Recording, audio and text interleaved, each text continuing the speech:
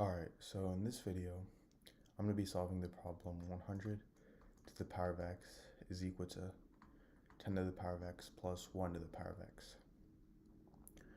So, to solve this, what I'm first going to do is rewrite 100 to the power of x as 10 squared to the power of x. So now this is equal to 10 to the power of x plus 1 to the power of x. Now, if I have something in the form a to the power of m to the power of n, this is equal to a to the power of n to the power of m. So 10 to the power of 2 to the power of x is equal to 10 to the power of x to the power of 2. So now I have 10 to the power of x to the power of 2 is equal to 10 to the power of x plus 1 to the power of x.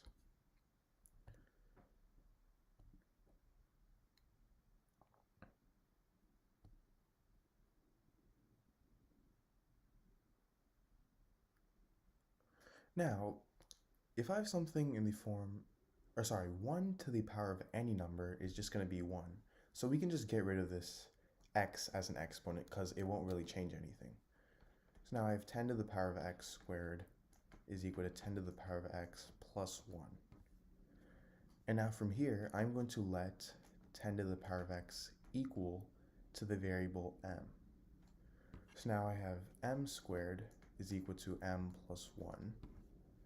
And this turns into m squared minus m minus 1 is equal to 0.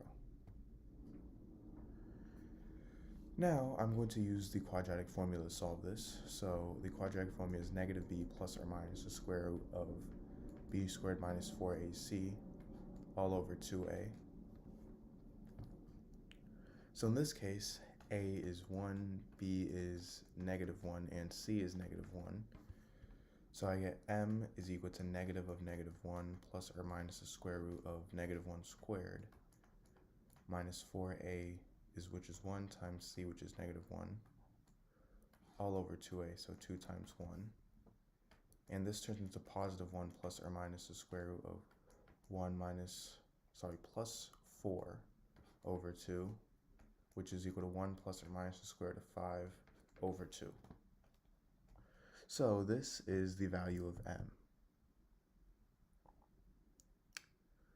And to be precise, the two values of m are 1 plus the square root of 5 over 2 and 1 minus the square root of 5 over 2.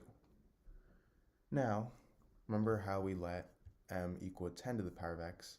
So 10 to the power of x is equal to 1 plus the square root of 5 over 2, and 10 to the power of x is also equal to 1 minus the square root of 5 over 2. So for my second equation over here, 10 to the power of x is equal to 1 minus the square root of 5 over 2. Well, 1 minus the square root of 5 over 2 is a negative number. And you can't take the power of a positive number and make it equal negative, meaning there's no solution to this equation.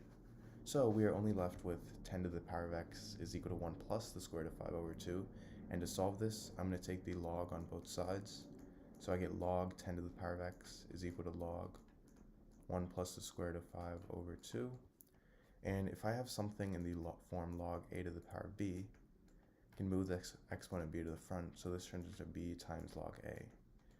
So now I have log 10 to the power of x, which I can move x to the front, so I get x times log 10 is equal to log of 1 plus the square root of 5 over 2. And now I'm going to divide both sides by log 10. So then these two cancel out, and I get x is equal to log of 1 plus the square root of 5 over 2 over log 10. And log 10, if you guys already know, is equal to 1. So this turns into log of 1 plus the square root of 5 over 2 over 1, which is the same thing as log of 1 plus the square root of 5 over 2. There's no need to include the over 1 because anything over 1 is itself. So this is my solution to this equation.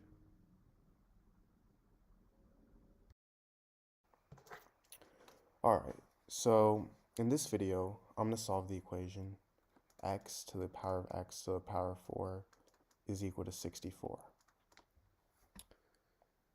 So the variable I want to find the value to in this equation is x. And for my solution, I'm going to first start by taking the power of 4 on both sides.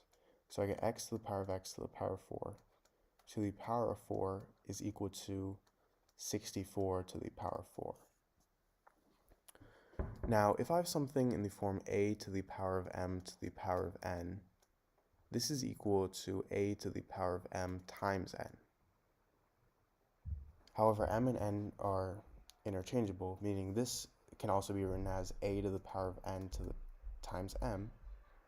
Now, if a to the power of m times n is equal to a to the power of m to the power of n, then a to the power of n times m, this should be equal to a to the power of n to the power of m.